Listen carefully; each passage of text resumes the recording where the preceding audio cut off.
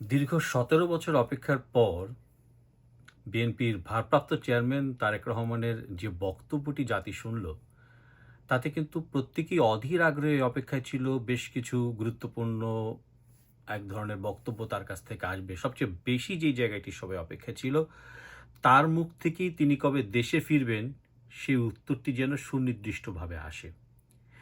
BBC বাংলায় আমরা ৪৪ মিনিটের সাক্ষাৎকারটি দেখলাম এবং সেখানে বিবিসি বাংলা তাকে নানান রকম প্রশ্ন করেছেন। এটি ঠিক যে খুব স্মার্টলি বিএনপি এর ভারপ্রাপ্ত চেয়ারম্যান তারেক রহমান উত্তরগুলো দিয়েছেন, যে তিনি বরাবরই বেশ স্মার্টলি কথা বলেন, সেটি আমরা জানি। কিন্তু যে কটি প্রশ্নের উত্তরে আসলে এই মুহূর্তের পুরো বাংলাদেশ তাকিয়েছিল, যে আসলে তারেক রহমান কবে ফিরবেন, সুনির্দিষ্টভাবে জানতে চেয়েছিলেন কিন্তু বিবিসি বাংলার পক্ষ থেকে জানতে চাওয়া হয়েছিল। কিন্তু তিনি কিন্তু খুব সুনির্দিষ্ট কোনো তারিখ বললেন না। একই একই উত্তর দিলেন, যেটি তার অন্যান্য নেতাদের মুখ থেকে আমরা জানতাম। খুব শিগগির, দ্রুত, দ্রুতই ফিরব। কিন্তু তিনি তারপরও যখন বিবিসি বাংলার পক্ষ থেকে বলা হচ্ছিল যে নির্বাচনী অংশগ্রহণ বা কার্যক্রমে কিভাবে হবে, সেখানেও তিনি যে কথাগুলো বলেছিলেন সেখানে খুব খেয়াল করে লক্ষ্য করবেন, বলা হচ্ছিল প্রত্যাশিত নির্বাচন। প্রত্যাশিত নির্বাচন যদি অনুষ্ঠিত হয়, দেশের মানুষের যে প্রত্যাশিত নির্বাচন, সেই নির্বাচনে তিনি সেই নির্বাচনের জন্য তিনি আসবেন এবং তিনি প্রার্থিতা করবেন এবং আসবেন।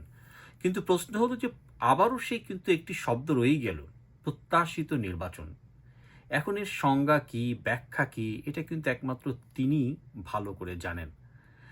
এখন যখন তারেক রহমানের বিরুদ্ধে কোথাও কোনো মামলা নেই, কোথাও কোনো অভিযোগ নেই, বলা যেতে পারে যে পুরো বাংলাদেশে ওয়ান সাইডেড একটি গণজোয়ার। সেটিকে কাজে লাগিয়েও ঠিক তারেক রহমান তার এই যে লাখো লাখো যেই শুভাকাঙ্ক্ষী রয়েছে দেশে, তার যে সমর্থক রয়েছে, যাকে ভবিষ্যতের প্রধানমন্ত্রী হিসেবে মনে করেন বিএনপির সমর্থিতরা, কিন্তু পুরো মানে সাক্ষাৎকারটি দেখে তারা কিন্তু আসলে হোঁচট খেয়েছেন। তারা কিন্তু অনেক আশা নিয়ে বসেছিলেন যে হয়তো দীর্ঘ ১৭ বছর পর তিনি কোনো দেশি বিদেশি গণমাধ্যম যেটিকে বলা হয় প্রতিষ্ঠিত, সেটির প্রথম কোনো গণমাধ্যমে তিনি সরাসরি সাক্ষাৎকার দিলেন। সেটির জন্য দীর্ঘ অপেক্ষা ছিল এবং আমার মনে হয় যে রাজনীতি সচেতন প্রত্যেকেই এদিকটাই তাকিয়েছিলেন। যদিও তারা এর উত্তরে নিরাশই হলেন। কেন, কি কারণে তিনি দেশে ফিরতে বিলম্ব করছেন, কেনই বা প্রত্যাশিত নির্বাচনের সংজ্ঞা কি, সেটি যেমন তিনি বললেন না। আরেকটি জায়গায় আছে এই সাক্ষাৎকারের, সেটি হচ্ছে যে বেগম খালেদা জিয়ার নির্বাচনে অংশ নেয়ার প্রশ্নে এখানে কিন্তু তিনি বেগম খালেদা জিয়ার শারীরিক অবস্থার কথা বলেছেন এবং সেটির সাপেক্ষে তার অংশগ্রহণের বিষয়টি তিনি বলেছেন।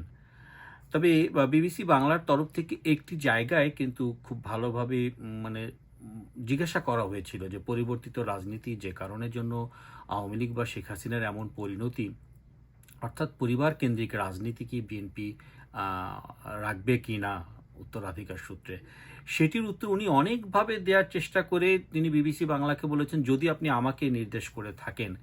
তো ঘুরে ফিরে কিন্তু সেটিতেই আসলো যে পরিবার রাজনীতিটি যে প্রয়োজনীয়তা রয়েছে, সেটি সপক্ষে তিনি বেশ কিছু যুক্তি তুলে ধরেছেন এবং এটি যে অন্যায় নয় সেটিও তিনি তার বক্তব্যে উল্লেখ করেছেন। যদিও শেষে একটি বক্তব্যে ছিল যে তার পরিবারের অন্য যারা আছেন তারা ভবিষ্যতে ধরবেন কিনা, তার উত্তরও কিন্তু এমনটিই ছিল যে সময় বলে দেবে সব কিছু। তো আসলে সেই যে আবারও সেই একই কথা যে সুনির্দিষ্ট তারিখের জন্য তাকিয়ে থাকায় হতাশ হতে হলো বিএনপির লাখো সমর্থক সহ পুরো দেশবাসীকে। এটি যেমন একটি দিক। খুব গুণগত পরিবর্তনের কথা বলা হয়েছিল যে পরিবারতন্ত্রের বাইরে কিছু প্রতিষ্ঠিত হবে কিনা, কিন্তু তিনিও কিন্তু পরিবারতন্ত্রের বাইরে নিজের অবস্থানটিকে সুদৃঢ় করতে পারলেন না বিবিসির এই সাক্ষাৎকারে। তো দেখা যাক, সময় বলে দেবে যে তার ভবিষ্যৎ কর্মপন্থা কী হবে এবং তার পরবর্তী যেই নির্বাচন কেন্দ্রিক বা দেশ গড়ার ক্ষেত্রে যা বিএনপির যেই কর্মপন্থা সেটিকে তিনি কীভাবে তুলে ধরেন। তো পুরো যারা সমর্থনবাসী আছেন বিএনপি সবার সেদিকেই এখন দৃষ্টি।